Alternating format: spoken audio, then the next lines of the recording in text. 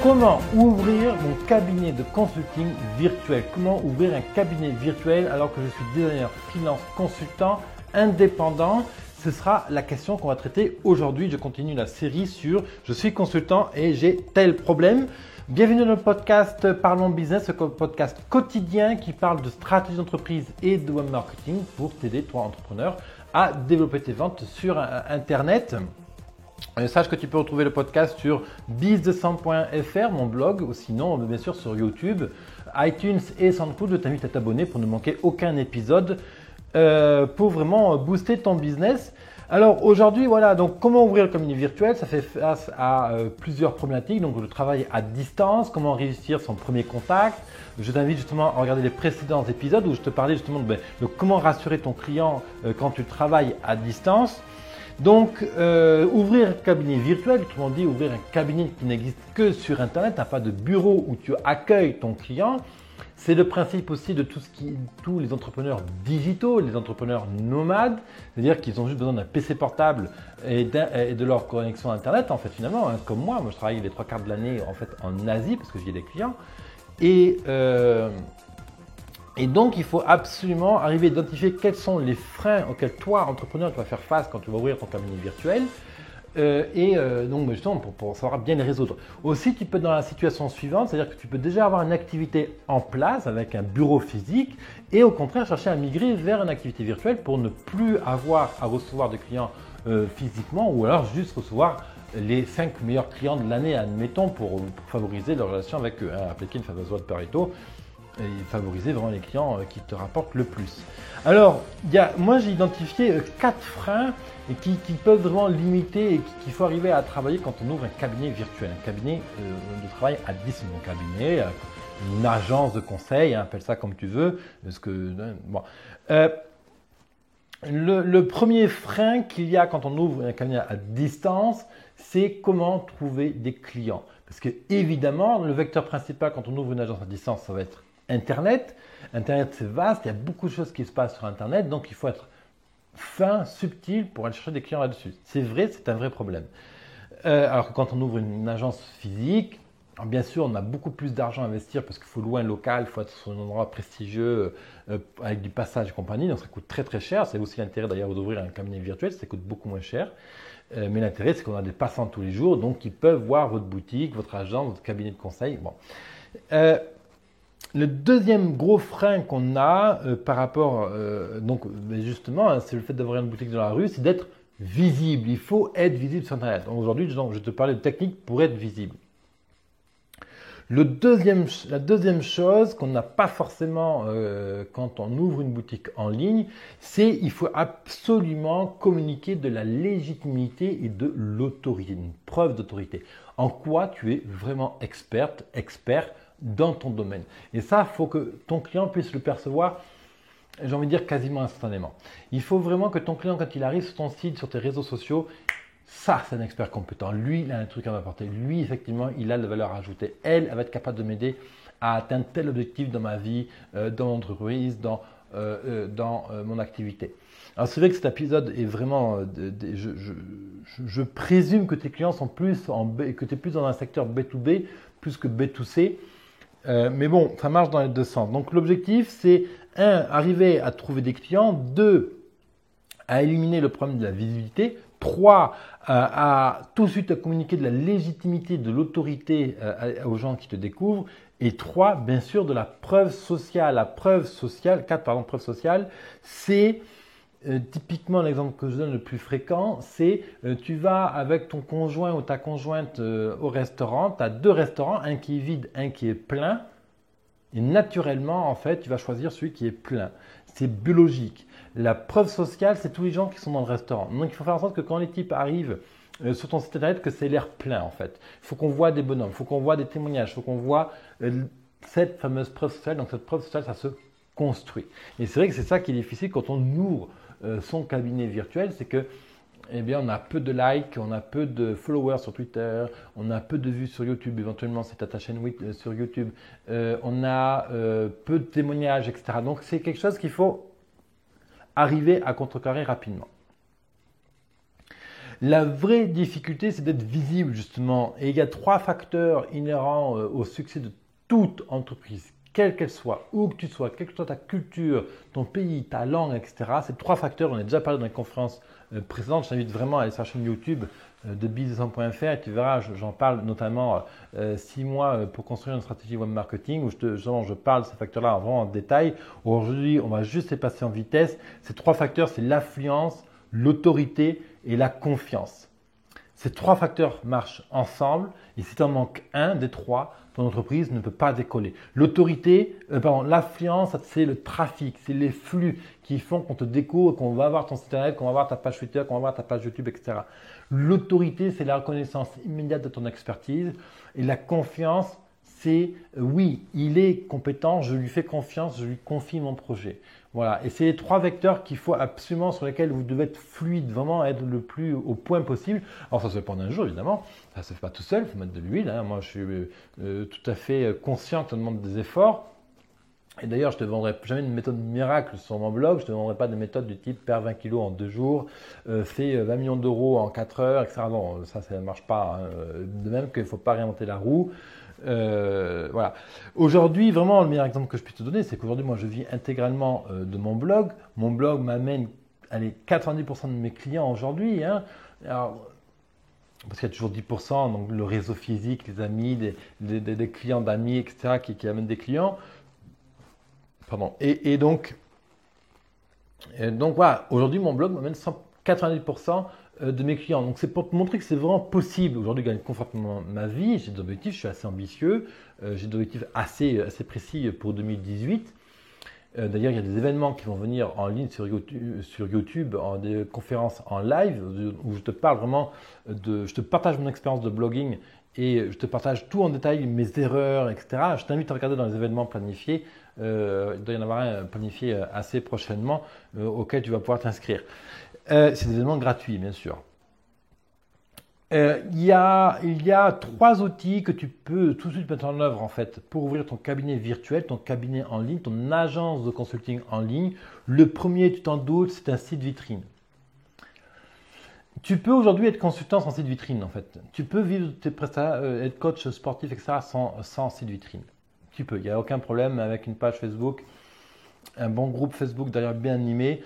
Typiquement, l'exemple que je vais te donner, c'est sublime.com. Alexandre Deraille qui a ouvert son réseau de promotion de produits de beauté alors qu'elle n'avait aucun site internet. Elle a lancé son activité avec un groupe Facebook. Donc c'est possible. Mais là, ça veut dire qu'il faut rendre des vraies compétences au niveau des réseaux sociaux.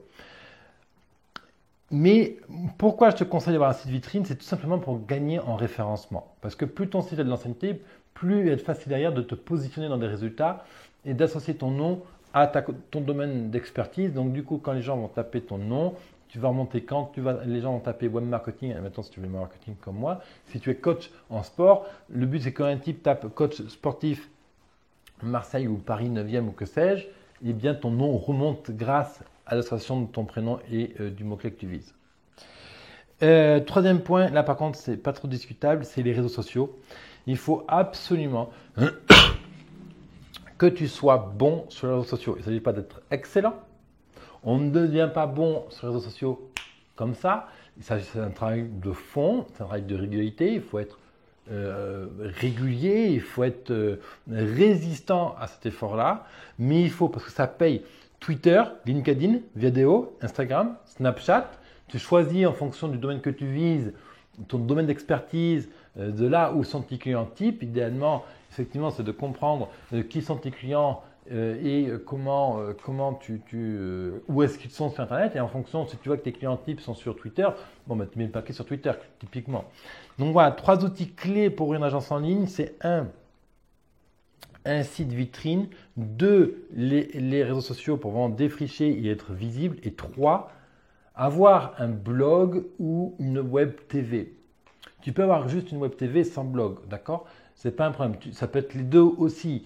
L'intérêt du blog, c'est qu'il va pousser ton site en termes de référencement. L'autre intérêt de la chaîne sur YouTube, une chaîne web TV ou un podcast sur SoundCloud, comme moi, tu peux me retrouver d'ailleurs sur SoundCloud, iTunes ou YouTube.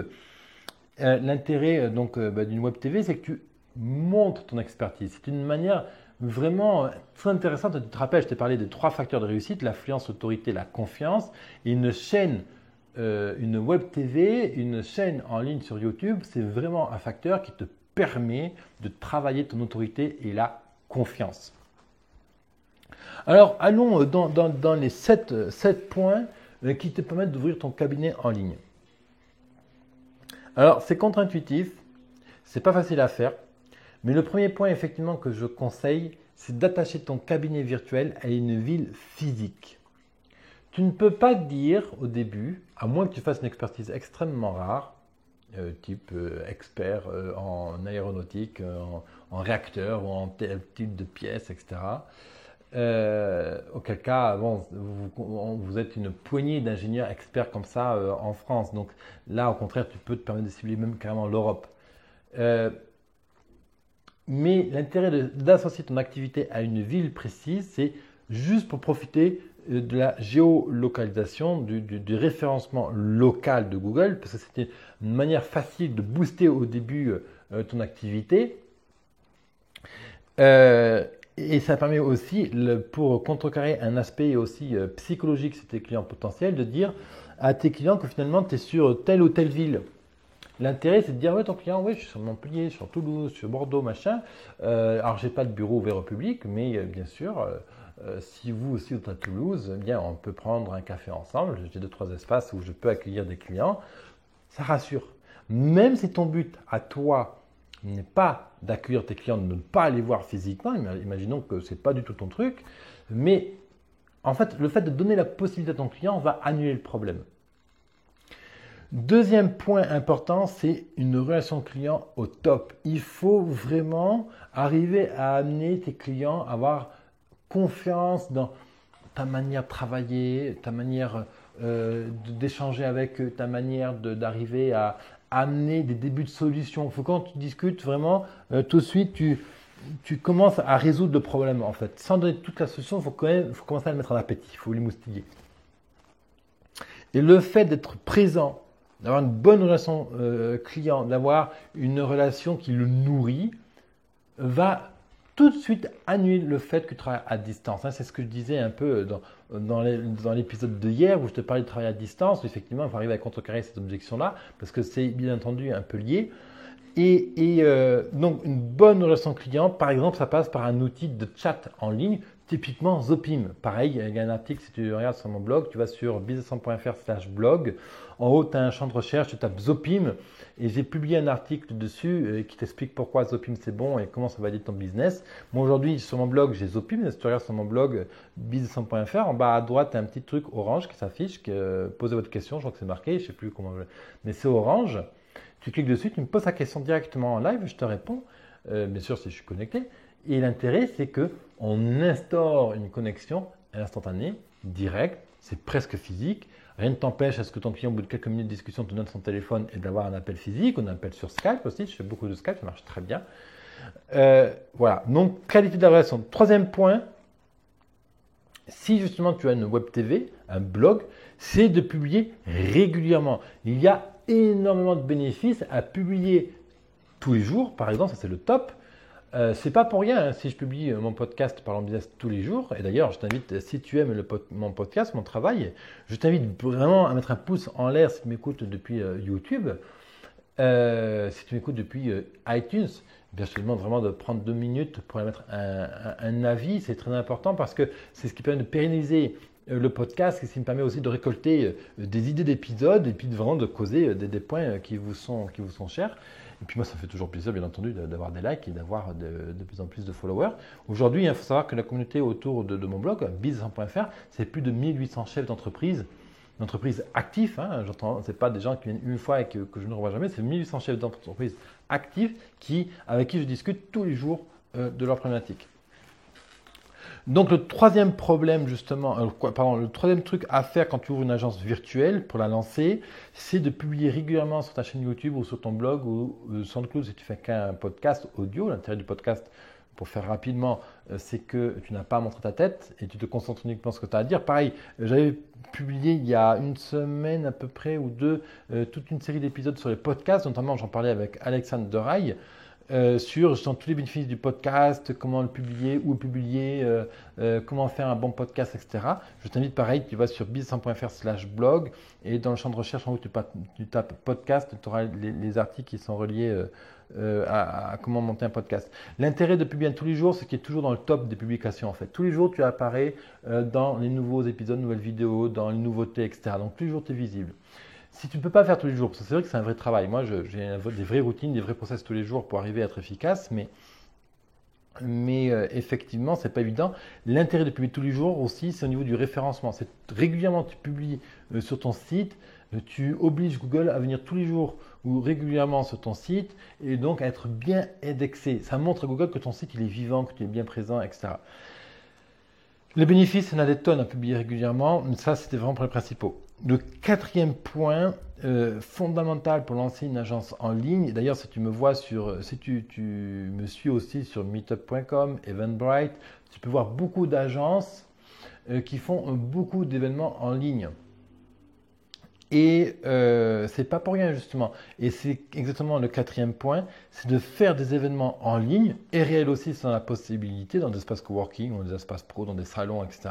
Tout ce qui est Meetup, Eventbrite, Blab et puis les lives sur Facebook et YouTube, c'est excellent pour faire connaissance avec tes clients potentiels et les mettre en confiance. Je te rappelle que les 3 piliers, c'est l'affluence, l'autorité, la confiance.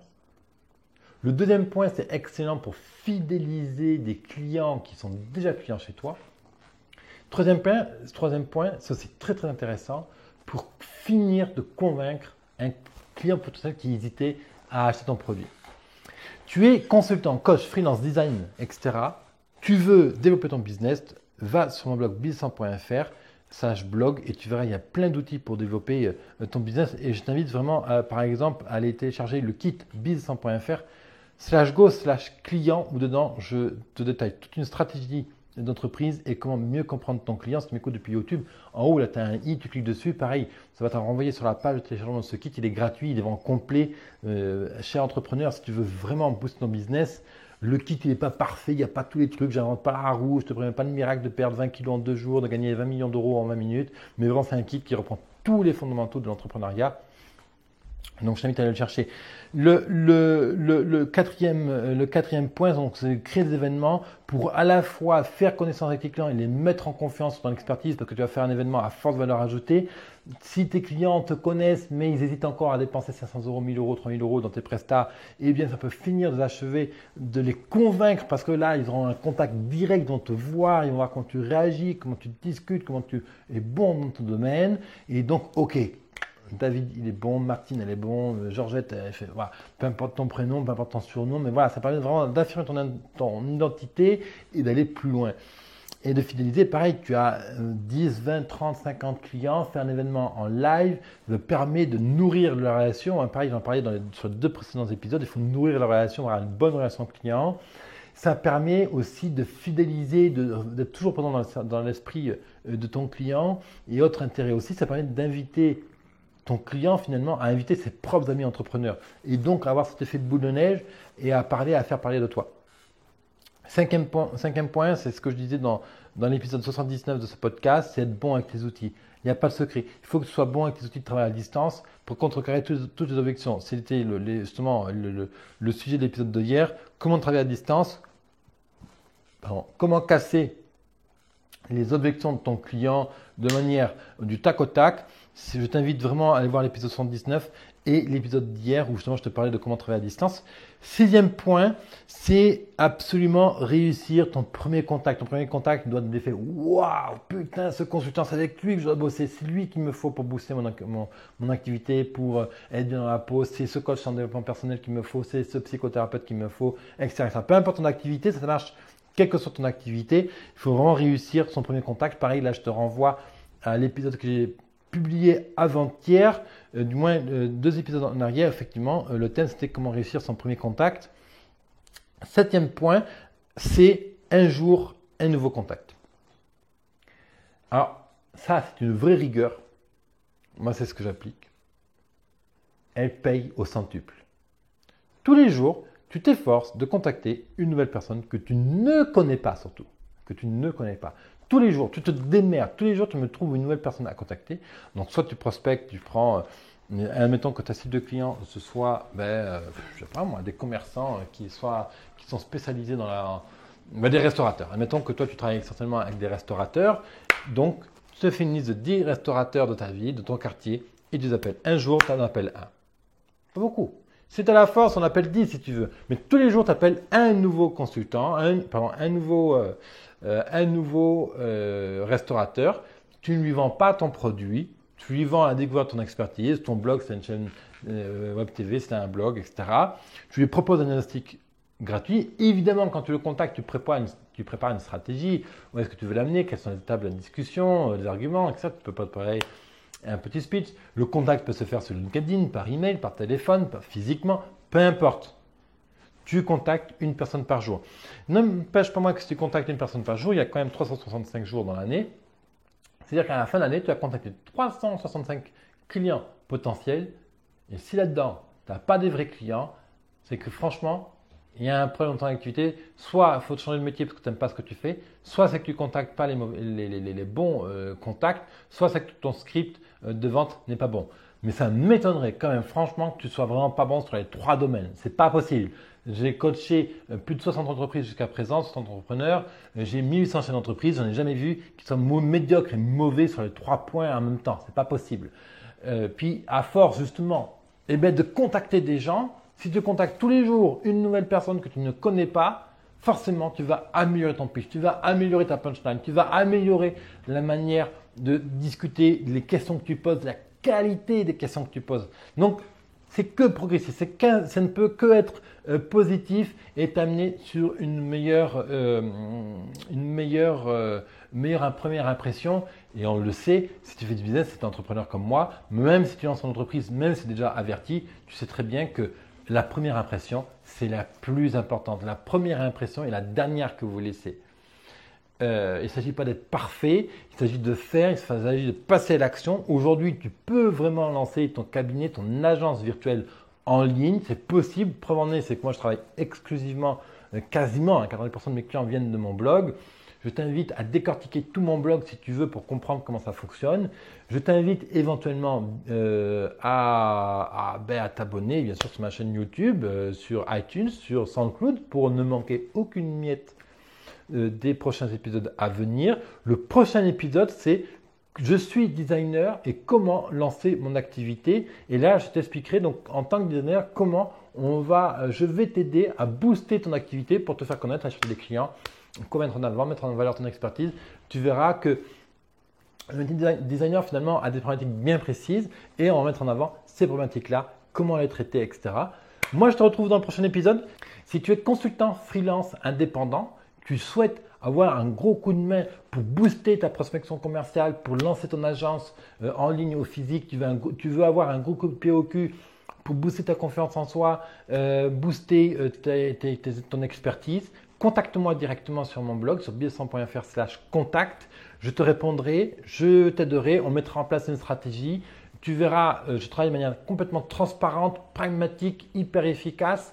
Il n'y a pas de mauvaise surprise avec moi. Tu me contactes, on établit ensemble un plan d'action. Tout ce qui est côté budget, c'est clair, net et précis. Et puis, de toute façon, même si tu n'as pas envie, à la fin de cet échange, si tu vois que je ne suis pas le coach en web marketing qu'il te faut, il n'y a aucun problème. Je serais heureux de t'avoir rencontré et d'avoir discuté avec toi. Si tu as besoin d'aide, viens me voir sur business100.fr/contact. Moi, je te retrouve demain pour t'aider à lancer ton activité de web designer, de food designer. À demain, entrepreneur.